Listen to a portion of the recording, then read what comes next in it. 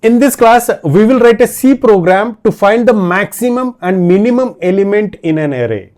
So whatever the elements that are there in an array, within that array, we have to find the maximum element and also we have to find the minimum element.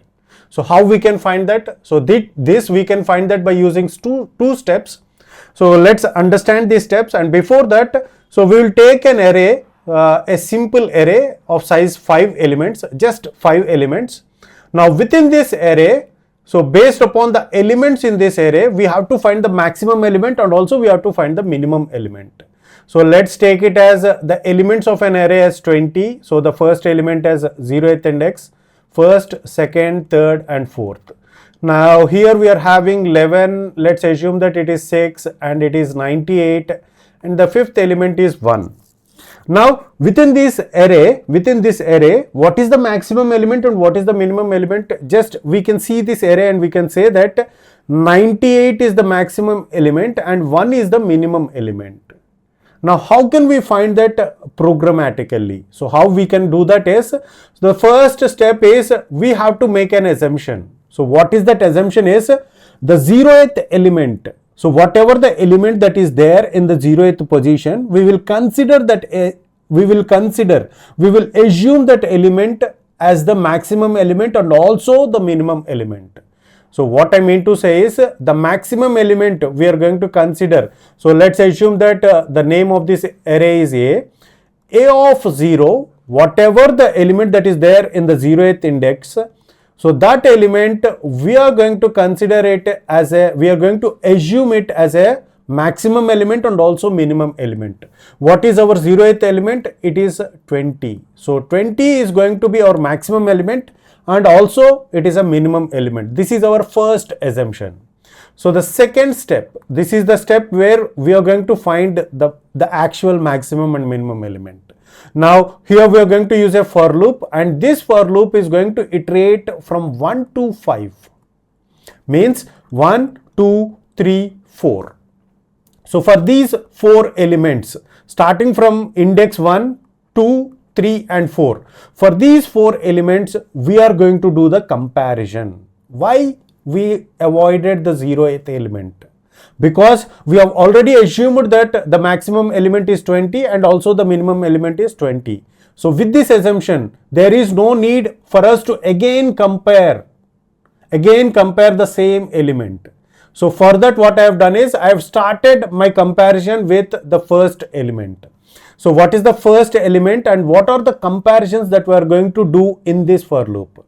Every time we are going to compare whether the existing maximum number is, so the whatever the element that we have fetched, that element is greater than the existing maximum element or not. And also we are going to check whether the fetched element is less than the existing minimum element or not. If that is true, if any one of that is true, if both of them are true, then we are going to change the assumed value.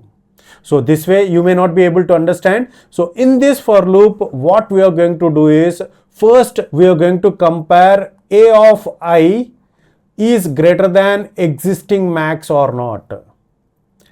And we also compare A of I is less than existing minimum element or not. Now if this is true, what it means is the element that we have fetched right now is the maximum element and the assumption that we have taken is going to fail. Okay. So let's assume that the first iteration, the value of I is equal to 1. We have taken this for loop. So the value of I is equal to 1. And what is the value stored in A of 1? So here, what is this? We are going to compare. We have to compare A of 1. I value is 1, right? So A of 1 value has to be compared with the existing max if it is greater than. So A of 1 is 11. So is 11 greater than the existing max 20? What is the existing max? Assumption is 20. So is it greater than the 20? No, it is not. So leave it. And the other comparison is 11 is again compared with 11 less than the existing minimum? So which is 20. So is 11 less than 20? Yes, this is true. Now what we have to do? Whenever any one of these or both of them are true, then we have to change the existing minimum value. Means we have identified an element which is smaller than, which is minimum in comparison with the existing value. So the existing minimum value has been changed from 20 to 11. Try to understand this. Okay. So this is the main logic. Okay. In the second iteration, where the value of I will become 2. Now what we have to do? We have to fetch this element. So which is a of I. Okay. So now 6 greater than 20. Is it true? No, it is not true. And the next comparison is 6 less than 20. Is it, sorry, what is the existing element? So here it is max and here it is min. So the existing element is 11. So we have to compare 6 less than 11. Is it true? Yes, it is true.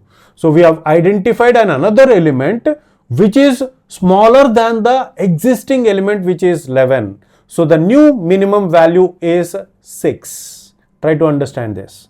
So this is how we will be able to find the minimum element. Okay. So now the third iteration. In the third iteration, the value of I will become 3. Now we have to compare a of 3 greater than max. What is the value stored in max?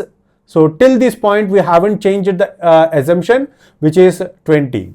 So now what we have to compare? The existing value a of 3, which is 98 greater than 20. Is it true? Yes, this is true.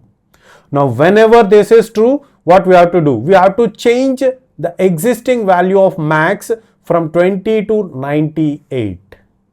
Okay, so the new maximum value is 98. And again what we have to do? We have to compare 98 less than, what is the existing value? Sorry, it is 6. So 98 less than 6. Is it true? No, it is not true. Okay, so we are not going to touch the existing minimum value. In the next iteration and the final iteration, which is 4, a of the value of I is equal to 4. Now what we have to do is a of 4 value, which is 1. 1 greater than 98. Is it true? No, it is not true. 1 is less than 98. And the next comparison is 1 less than 6, the existing minimum value. Is it true? Yes, it is true. Now we have to update the existing minimum value. We have to update this with 1. With this, we have completed our step 2. Now we have, by the end of this step 2, we will be getting the existing, out of all the elements, we will be getting the exact maximum value and minimum value. So this is how we can find the maximum and minimum in an array by using this program, this logic. So this is how we can write this program. And let's see the program. Directly we'll go on to the program and see. So here is the program. And these are all the variables that I have taken. Numbers of 5 is the name of the variable array. I is the index, it is the counter, and I have taken 2 variables, max and min, and all of them are integers. And in the first, we are requesting the user to provide the input, and here the inputs will be provided, means the values will get entered into the array. Okay, so this is the scanf, and this is where the assumption is done. This is our first step. So what is our first step? We are going to assume that numbers of 0 and numbers of 0 as, so the value stored in the 0th index as the max element and minimum element. Okay, now the second step is, here we are going to iterate. This for loop is going to iterate starting from 1 to 5, 1, 2, 3, 4. 4 times this is going to iterate, and every time we are going to check. We are going to check the accessed value with the existing max, as we have discussed. And this is the another check where the accessed value is less than the existing minimum or not. So if it is true, if these statements are true, the maximum value, existing maximum value will get updated by numbers of I. Means the accessed element is greater than the existing max value. So let's update the maximum value, existing maximum value. So that is how the logic is constructed. And the final statement is the printf statement, where we are going to print the max and minimum. So let's run this program and see how the program is running or not. So is it running in the proper way or not? So here we have to enter 5 elements. So let's take 20 and 11, the same elements that we have considered. I forgot. So 11, and after that, so what are all the elements? 11, 6, the third element is 6, and fourth element is 98, and the fifth element is 1. See here, the maximum number in the array is 98 and the minimum number in the array is 1. Okay, so this is how we can find the concept, we can find the maximum and minimum elements in an array. So in the next class, we will start our discussion on two-dimensional arrays. So that's it for this video. See you in the next class.